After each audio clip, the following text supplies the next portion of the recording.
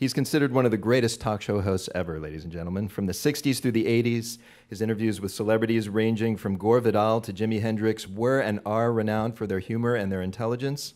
The Onion AV Club recently said he, quote, proved good conversation makes good television. Just this year, his talk shows were made available on CBS's channel called Decades. He also was a regular columnist for the New York Times and has published several books. We've had the pleasure of having him on the show a couple times in the past. Ladies and gentlemen, please welcome Mr. Dick Cavett. Yeah.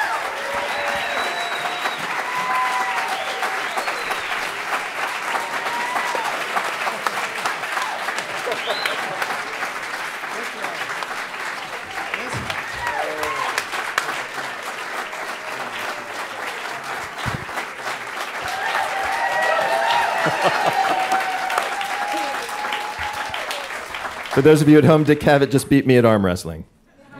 That was kind of like you left out one of my credits. Really? I once came in second in a Jessica Williams lookalike contest. Is that right? That's right. That's right. That seems unlikely, but all right. Proud moment. We just held that backstage. She was dynamite. Yeah. So, ready? Probably still is. Hey, I love what you've done with the place. Hey, it's pretty good. Yeah, but nice. What was it beforehand? Was I here years ago? Yeah, probably. But not in this same spot, was it? No, I don't know. No, WNYC was not in the same spot years ago. Okay. It was over City I'm sure Hall. the audience is thrilled to know that. That's right. Yes. So, Dick, probably since we last talked with you, you played yourself in the off. Do you remember this? You know You played yourself like a You know fool. everything. In the off-Broadway production Hellman v. McCarthy, which is about a libel Yeah. lawsuit that began in your late-night show. Tell us about playing yourself. How did you get the that's, mindset? Well, I'll give a little background, though it's an elaborately long story, but two great famous American writers, Mary McCarthy and Lillian Hellman, were friends once, but things developed over the years, and Miss McCarthy, on a show of mine, decided to point out several things about Miss Hellman. Yes. Yeah. And she said, the most memorable thing she said about her was, she's such a dishonest writer that even her thes and ands are lies. Yeah. Yes. Now, Ms. Hellman did not agree. Neither did her lawyers. Say what? Neither did her lawyers. Right? No, in fact, you know way too much. And I got a call the next morning, why didn't you defend me? And I said, well, Lillian, you don't ever seem to be like someone who needs defending. Yeah. Take care of yourself. And in a humorous mood, she sued me and PBS. And who else? She sued at least 3 different parties. Yeah, everyone. But you played... Oh, of course, and Miss Mary and Mary. Now, Lillian, this great writer, this old bag had a mountain of wealth that she sat on because she shared the sack with Dashiell Hammett, very famous writer, many years, and got a lot of money that way, and apparently got all of his inheritance stuff. So she was picking on people who were not quite so financially able. But anyway, it was a bitter thing. It was a long lawsuit. It played all over the papers and the news and the world of literature. And so this play evolved from that. And it was really a gripping play. Sure. And one of the characters was named Dick Cavett. And the 2 ladies. And it's a strange feeling, playing yourself. How do you play yourself? You can be yourself. That's not easy either on stage. But to play yourself, the sad part is I wasn't the first choice for the role. Oh, my. What was the hardest part of yourself to play, do you think? From the legs down. Oh, I didn't understand the question. Body double? Whatever, yeah. Oh, my God. What the hell did that mean? I don't know. I think we can Would you like some apple juice? Yeah. I think he may have had some. Not sure. And anything else you've got. But I love doing the play. I stayed on after the bows and schmoozed with the audience and had a great time doing it. Of course. Since we're talking about your acting, you were an actor and a writer first, And then you still are, obviously. And then at a certain point, your career became kind of mainly about talking with other actors and writers. Tell us about that decision, if it was a decision that, you know. You know, it wasn't a decision, really, when I was looking back on it. Of all the things I ever wanted to be, a talk show host was not among them. I wanted to be famous. Isn't that sickening? And when you're sitting in Nebraska figuring how to be famous. But actually, I met a lot of show people in Lincoln, Nebraska. Bob Hope. Oh, yeah. Right. This ad in the paper, Bob Hope, you know, the 28th, and I thought, it's a film. And a little friend of mine and I went to this huge Coliseum. It filled up, and there was a whole act of variety acts, and I thought, oh, see, it's a gyp. Intermission. We go back, and now the star of our show, Bob Hope. Ba-da-da-da-da-da. And Bob Hope glided out onto the stage with that great walk. I remember my friend said, Jesus, there he is. And he was right there, but we didn't believe we would see him. Yeah. I ran around in my already pushy way to the stage door steps after the show. And Bob Hope came, hi, this is Bob, joined the Peace Corps Hope, came down the steps. And I said, fine show, Bob. And he said, thanks, son. Next day at school, I told all my friends I'd been hanging out with Bob Hope. So you were, but at a young age, you were made for this job, pretty much. Oh, yeah. That's right. But years later, I'm looking backstage thinking, is Bob Hope standing there because he's one of the guests today, but I have to be sure he's there. And then when he came out, I told him that story. Fine show, Bob. And he said, was that you? Never forgot it. Yeah, right. Great memory. A great moment in Bob's life. Yeah. So we want to play a clip that we think illustrates the pros and cons of being a host. Oh, okay. And it's from your 1971 interview with George Harrison. Are there more pros than cons here? Yeah. Well, we'll talk about it afterwards. Yeah. Yeah. I think it's better being me than you right now. But all right, so you're interviewing George Harrison. He's one of the biggest stars in the world, making a rare TV appearance. And he's promoting a film about Indian music called Raga. Okay?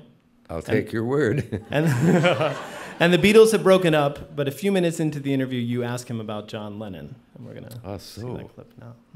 Well, are you in any sense in contact with each other?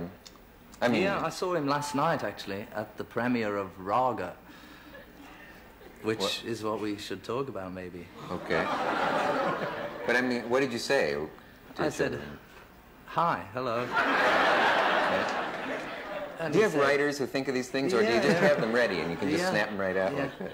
We have writers home, And rooms full of them, What did he come back with right away? with hi. Gee, this ought to be. Was there more, or did that Well, just go on? That's pretty You've good. got real boring people, you know, to talk to on your show.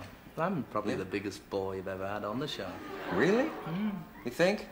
Yeah. Oh, I'll be the judge of that. Oh. Listen, I'll tell you. Well, I don't really, you know, they asked me, do you want to come on the Dick Cavett show? And I said, yeah, I got nothing to talk about, really.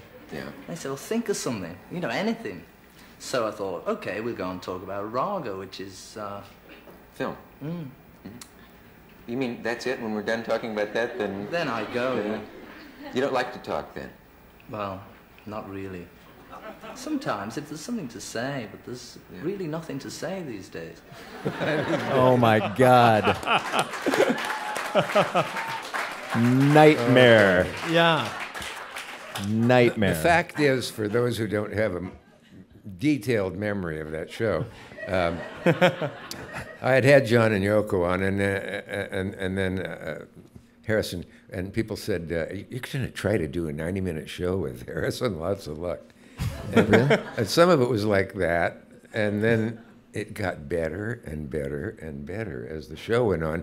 And that's one of the arguments for long show, is many guests in the 7 minutes they mostly get today aren't warmed up yet. Well, we got to say goodbye to you, Dick. This has been great talking to you. Sorry.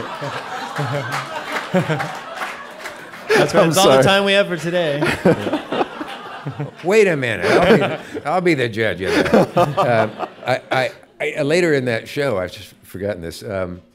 It struck me that the Lennons had been there a couple weeks before, and so I said to Harrison, I'll have to move this slightly. I said to him, you know, Yoko sat in that chair you're in now, and he went, yeah. It was not cool. It was definitely not cool. I should have said, oh, not that Yoko. Well, in that moment, who are you thinking of? Are you thinking of your fragile ego defending yourself? Are you thinking of the guest, making him more comfortable, or are you thinking of the audience? Thinking of what? The audience, perhaps. Which of the three? The best thing you can do is, and it sounds so silly, try to listen to what the guest is saying.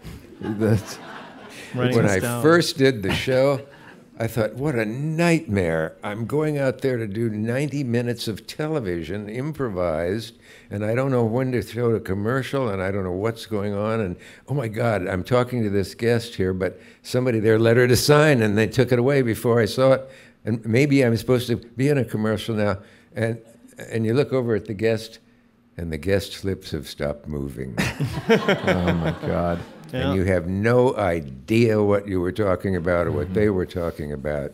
And it's really scary. A lady producer I had said, when that happens to you, she said, I should have warned you about it. Have a sentence, a question that will fit anybody at a time like that. And what was your go-to? Well, she suggested, do you pee in the shower? And, that's so crazy. That's our next question. That's weird. Well, we'll skip that one. You might not believe it, but and next time it happened, it didn't go over so well with Averill Harriman, but you Google that, young folks. I don't have time for you. But I have to say, I watched that clip. Harrison's a hero of mine, probably of a lot of people in the room. And it starts, it gives me, at least in that moment, it gives me sort of a bad opinion of him. Do you remember a guest on the show you were really looking forward to having on the show, maybe a hero who let you down? Oh, yes. My God, I couldn't sleep the night before Spiro Agnew came on. At last. God, That's right. Yeah, pictures all over my wall. Oh, completely. Yeah. He was the dullest guest ever. Right. Is that true? Let's put an ever on that. And people said his handlers, this is early in the Nixon administration, and which Woody Allen said he was going to sleep through, by the way. I just didn't know what to expect, and they said, well, we're putting up some cartoons of him. He's always being politically cartooned by the great Herb Bloch and others, and he'll have funny things to say about them. Someone failed to give them to him. Mm-hmm. And I said, what about this one? Is that a new one? No. Those were the highlights. Yeah. but does he pee in the shower? Yeah. No, but I'll tell you something that might surprise you. I have the anagram curse. I rearrange letters in a word in my head, lightning speed. Nobody knows what it's. A weird craziness. I once saw Alec Guinness on a marquee and thought genuine class.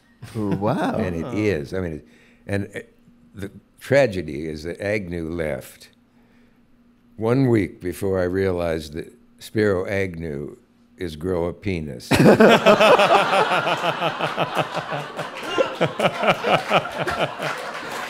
All right. We were going to ask you later to tell us something we don't know. Yeah.